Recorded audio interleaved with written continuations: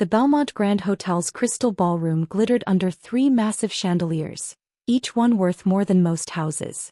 500 guests filled the space, all carefully selected from my parents' elite social circle. Executives, philanthropists, politicians, the kind of people who appeared in business magazines and charity gala coverage. Dad's 62nd birthday gala was the social event of the season, meticulously planned by my mother over 6 months. Ice sculptures, a 12-piece orchestra, champagne that cost more per bottle than most people's weekly grocery budget.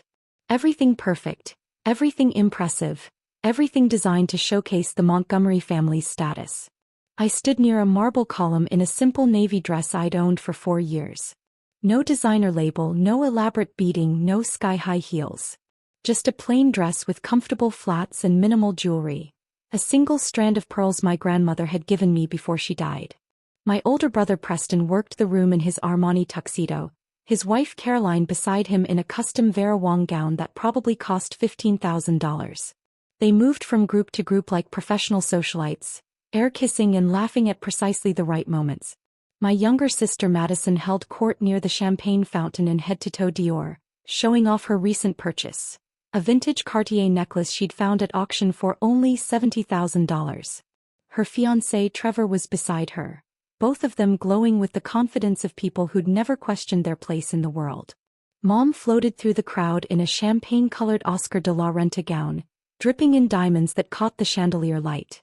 Dad was beside her in a custom tuxedo, beaming as person after person congratulated him on another successful year as CEO of Montgomery Capital, the private equity firm he'd built over 30 years. And then there was me. Harper Montgomery. The daughter who embarrassed them by existing. Harper. Mom's voice cut through the ambient conversation and orchestra music.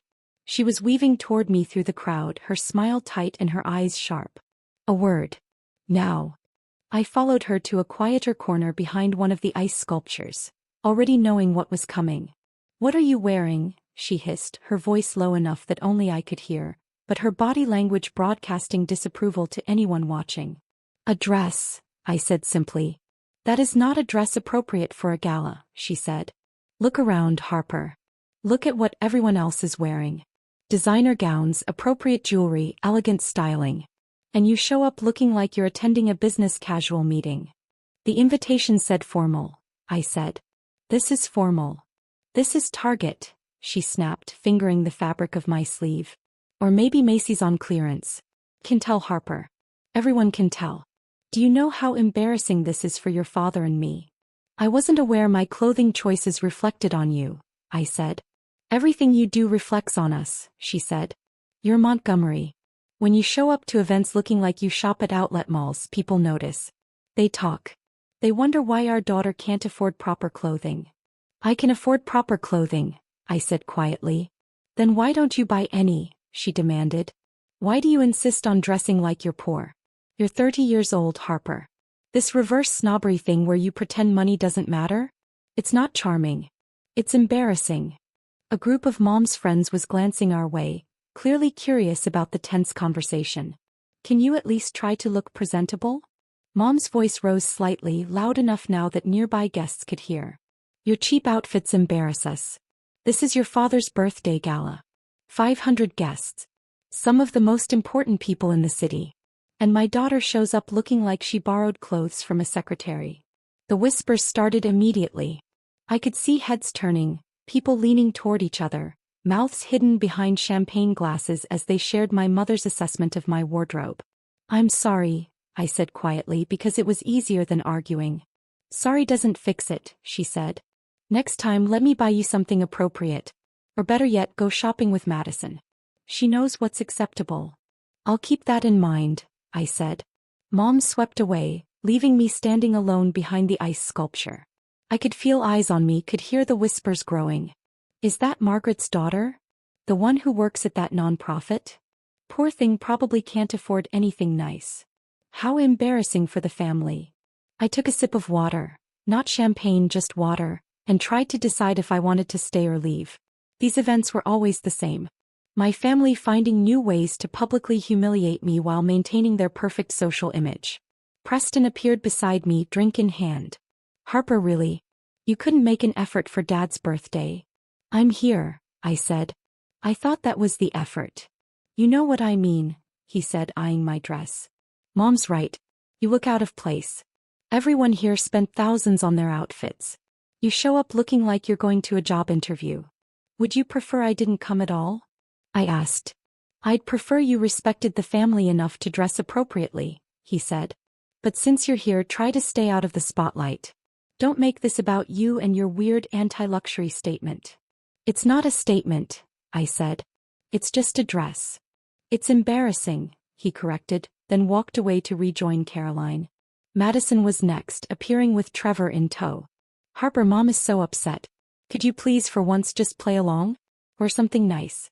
Act like you belong in this family. I do belong in this family, I said.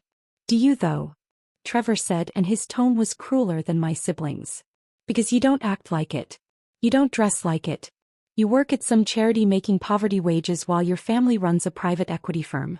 You're like the black sheep who won't even try to fit in with the rest of the flock. Trevor, Madison said, but she was smiling. That's mean. It's true, he said. Look at her. She could afford better. Her trust fund from her grandfather is probably substantial. But she chooses to dress like this. It's not about money. It's about making a point. About being difficult. I'm not trying to be difficult, I said. Then stop acting like you're too good for nice things, Madison said. Stop pretending money doesn't matter. We all know you have access to the family wealth. You just refuse to use it because you think that makes you noble or something. They walked away, leaving me alone again. I checked my watch. A simple Timex that probably cost $40. It was 8:47 p.m. Right on schedule. The ballroom doors opened and 4 men entered. They wore identical black suits, earpieces, and the unmistakable bearing of professional security. They moved with military precision, scanning the room, communicating through subtle hand signals. The conversations nearest the door faltered. People noticed. Started whispering. The head of security, I recognized Marcus, though we'd only met via video conference before tonight, walked directly toward me. His 3 colleagues fanned out, taking positions at key points around the ballroom. Ms. Montgomery, Marcus said, stopping in front of me with a slight nod. His voice carried enough that nearby guests could hear. I apologize for the interruption during your father's celebration, but we have a developing situation that requires your attention. Every conversation within 20 feet stopped dead. What kind of situation? I asked calmly. The governor's security team called. He's arrived early and would like to meet with you privately before his speech. Also, the Belmont's owner, Mr. Chin, is asking if you need anything. He wants you to know the entire hotel is at your disposal tonight. Any accommodations you require, any changes to the venue setup, anything at all. The silence spreading through the ballroom was like a physical wave. The entire hotel, someone whispered. Mom had frozen mid-conversation, her champagne glass halfway to her lips. Thank you, Marcus, I said. Tell the governor I'll meet him in the Windsor suite in 10 minutes. And please thank Mr. Chin for his hospitality, but everything is perfect as is. Understood, ma'am, Marcus said. He spoke into his wrist. Calm primary is moving to Windsor suite in 10 minutes. Secure the route. Also notify the governor's detail. Wait, Dad's voice cut through the stunned silence. He was walking toward me, my mother beside him, both their faces showing confusion. Harper, what's going on? Why does my daughter have security? Marcus looked at me for permission. I nodded. Mr. Montgomery, I'm Marcus Chin, head of Ms. Montgomery's personal security team. I lead a detail of 12 professionals who provide 24/7 protection. 12. Dad repeated faintly. Sir. 4 are here tonight, 8 more are stationed throughout the hotel and surrounding area. Standard protocol for high-value principals in public settings. High-value principals, Mom whispered. Preston had pushed through the growing crowd. Harper has security. Why would Harper need security? Marcus's expression didn't change. Ms. Montgomery's net worth and public profile require professional protection. After the Forbes cover story last month and the Senate testimony 2 weeks ago, the threat assessment elevated to require enhanced measures. Senate testimony? Caroline said, appearing beside Preston.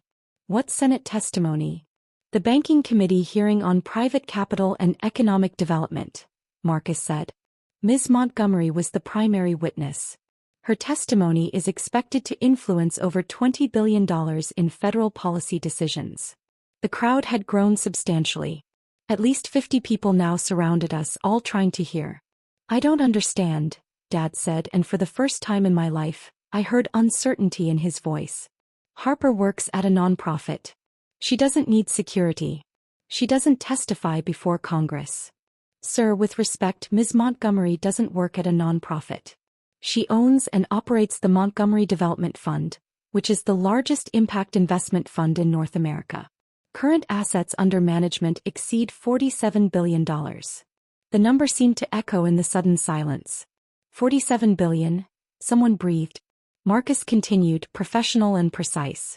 The fund employs over 2,000 people, has investments in 36 countries, and manages more capital than most sovereign wealth funds. Ms. Montgomery's personal net worth was estimated by Forbes at $8.2 billion, making her the youngest self-made female billionaire in the United States. Mom's champagne glass slipped from her fingers. It shattered on the marble floor, the sound sharp in the stunned silence. That's impossible, Preston said, but his voice lacked conviction.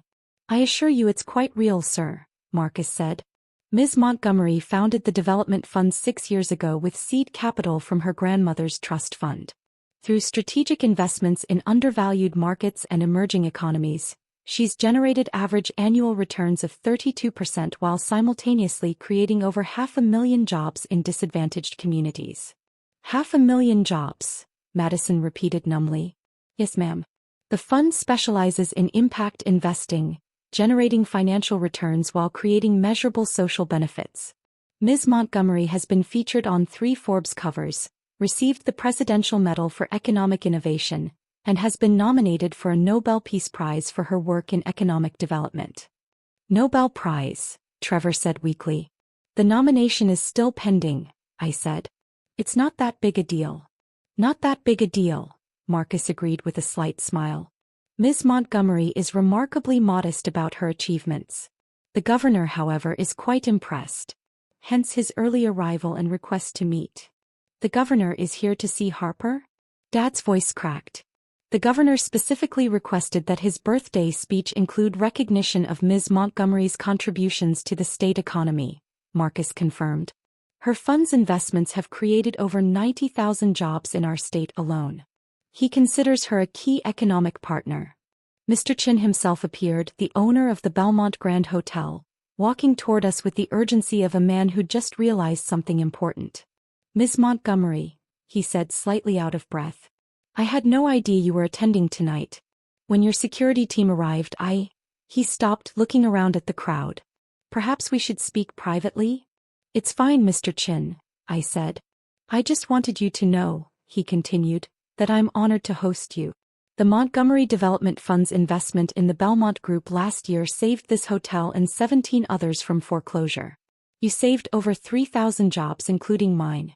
Anything you need tonight, anything at all, is yours. Wait, Dad said slowly. The Belmont Group. That was you.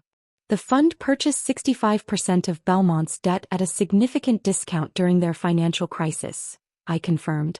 Then we restructured the terms to allow them to stay operational. It was good investment.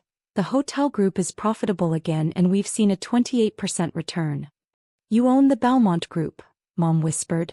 The fund does, I corrected. Along with stakes in about 400 other companies. 400 companies, Preston said. Marcus checked his watch. Miss Montgomery, the governor is waiting. Right, I said. Thank you, Marcus. I turned to my parents. I should go. But happy birthday, Dad. I hope you're enjoying your party. Wait, Dad grabbed my arm. Harper, I don't understand any of this. How? Why didn't you tell us? I looked at his hand on my arm, then at his face. I tried, Dad. 6 years ago when I started the fund. I told you I was launching an impact investment vehicle. Remember what you said? He paled. You said I was wasting Grandma's money on feel-good nonsense, I continued. You told me to invest in your firm instead. Let you manage the capital properly. When I refused, you told Mom I was being irresponsible. We thought, Mom started. You thought I was running a small charity, I finished. Because that's what you wanted to think. It fit your narrative better. Harper, the idealistic daughter who works at a nonprofit. Harper who can't afford nice clothes. Harper who embarrasses you at galas. The nonprofit, Madison said slowly. You said you work at the Montgomery Development Fund. We all thought it was some tiny charitable foundation. It is a foundation, I said. Just not a tiny one. We're the largest impact investment fund in North America. We generate financial returns while creating measurable social good. We've invested over $47 billion in projects that created jobs, built infrastructure, and improved lives while also making substantial profits for our investors. 47 billion, Caroline breathed. The cheap clothes, Trevor said, and something like understanding was dawning on his face. You're worth $8 billion and you wear cheap clothes. I wear practical clothes, I corrected. I don't see the point in spending thousands on designer labels when that money could be invested in projects that create jobs and opportunity. This dress cost $45. I've worn it dozens of times. It's comfortable and appropriate. But you could afford, Preston started. Of course I could afford more, I cut him off. I could afford anything. I could buy this hotel. I could buy a dozen hotels. But what would be the point? To impress people at parties? To fit in with your social circle? To avoid embarrassing Mom? You let us think you were poor, Mom said, and her voice broke. I let you think whatever you wanted, I said. You saw my simple clothes and made assumptions. You heard I worked at a foundation and decided it must be some small charity. You never asked for details. Never showed interest in my work. Never thought to wonder why I took so many international trips or had meetings with government officials or appeared in financial publications. We didn't know you appeared in financial publications, Dad said weakly. Because you don't read them, I said. I've been on the cover of Forbes 3 times. The Financial Times profiled the fund's Africa initiative. Bloomberg did a special on our Southeast Asia investments. The Wall Street Journal called me the most influential impact investor under 40. But you wouldn't know any of that because you never bothered to look. We thought you were struggling, Mom whispered.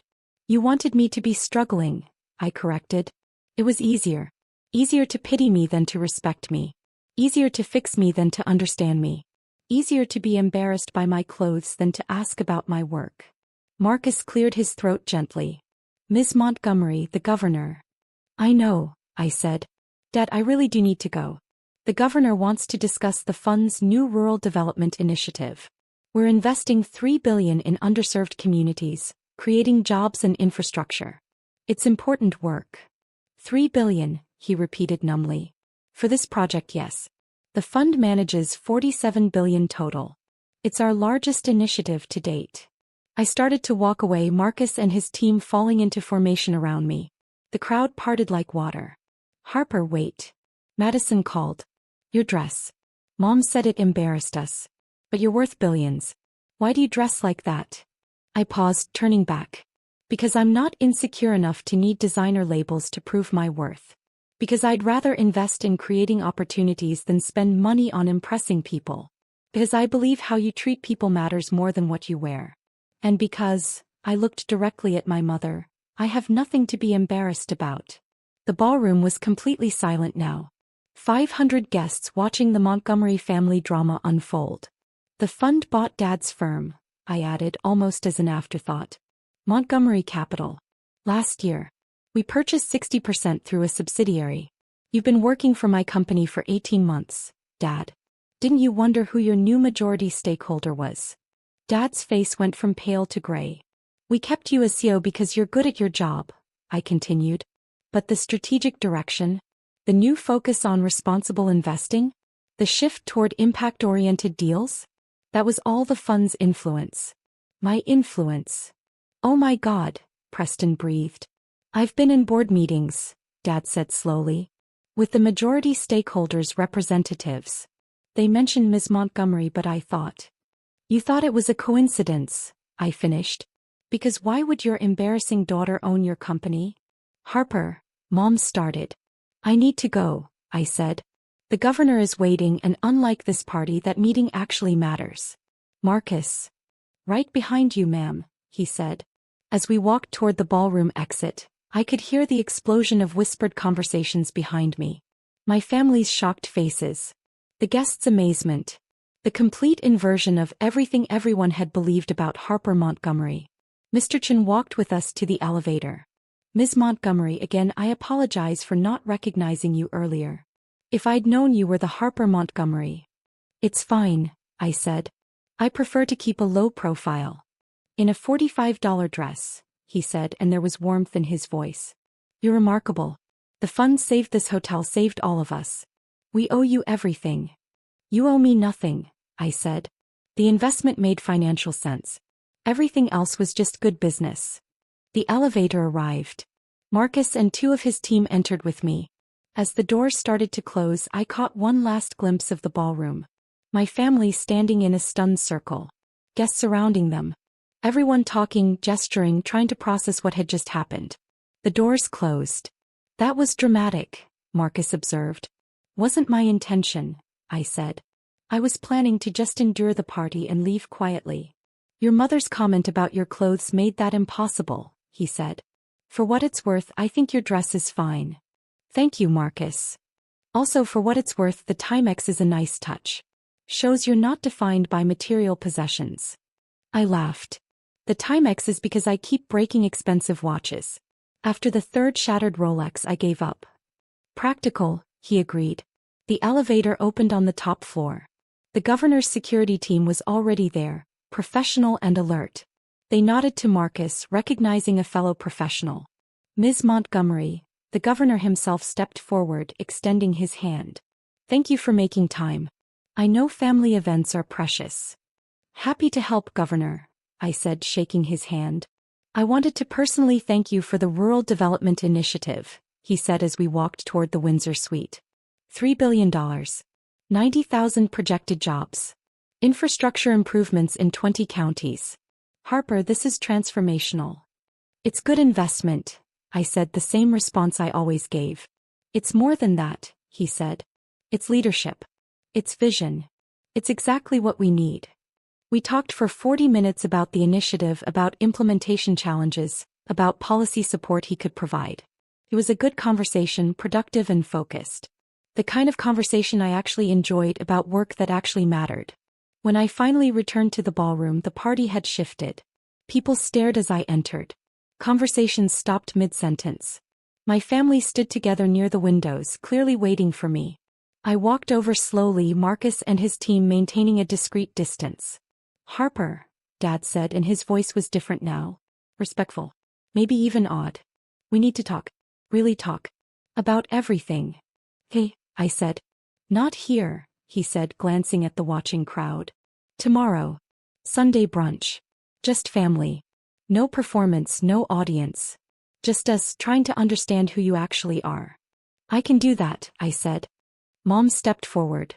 Her makeup was streaked from crying. Harper, I'm sorry. I'm so sorry. For tonight. For 6 years of not seeing you. For being so focused on appearances that I missed everything. I know, I said quietly. Your dress, she continued. It's not cheap. It's practical. And I've been too shallow to see the difference. Yes, I agreed. You have. Let us try, she said. Please. Let us actually know you. I looked at my family. At their shocked, humbled faces. At Preston's confusion. At Madison's tears. At Dad's genuine remorse. Tomorrow, I said. We'll talk tomorrow. But right now this is still Dad's birthday party. Let's try to celebrate that. How? Preston asked. After everything that just happened? By focusing on what matters, I said. Dad, you turned 62. You're healthy, successful, surrounded by people who care about you. That's worth celebrating, regardless of whose company you work for or what your daughter wears to parties. Dad laughed, a slightly hysterical sound. My daughter wears $45 dresses and owns my company. I'm still processing. Process tomorrow, I suggested. Tonight, just be 62 and happy. I can try, he said. The rest of the evening was surreal. Guests who'd been whispering about my cheap clothes now approached with careful respect, asking about the fund, about impact investing, about how they could get involved. My family stayed close, protective now in a way they'd never been before. The governor's speech included a 5-minute tribute to my work, to the fund's investments, to my vision for economic development. 500 people stood and applauded. My mother cried. My father looked like he'd been struck by lightning. When it finally ended around midnight, Marcus drove me back to my apartment. A simple 2-bedroom in a modest neighborhood that I'd bought because it was close to the fund's offices and had good natural light. Quite an evening, he observed. Not what I planned, I said. Will they actually change? He asked. Your family. I don't know, I said honestly. Maybe. Or maybe they'll just adjust their narrative. Harper the embarrassment becomes Harper the billionaire without actually understanding Harper the person in between. Which would you prefer? Understanding, I said. But I'm not holding my breath. My phone buzzed with text. From Preston, I've been such an idiot. Let me make it right. From Madison, can you teach me about impact investing? From Mom, I love you. I should have said that more. From Dad, proud of you doesn't begin to cover it. I read them all but didn't respond. Tomorrow would be soon enough for whatever came next. For tonight I was just tired. Tired of performing. Tired of being misunderstood. Tired of proving myself to people who'd already decided who I was. I changed into sweatpants and an old t-shirt, probably cost $10 combined, and made tea. Then I sat by my window looking out at the city, thinking about $47 billion and 500,000 jobs and all the ways money could matter when used for something beyond impressing people at parties. My phone buzzed again. This time a news alert. Montgomery family drama. Billionaire impact investor revealed at father's birthday gala. The story was already everywhere. Tomorrow would be interesting. But tonight I was just Harper. Drinking cheap tea in my modest apartment. Wearing comfortable clothes. Being exactly who I'd always been whether my family saw it or not.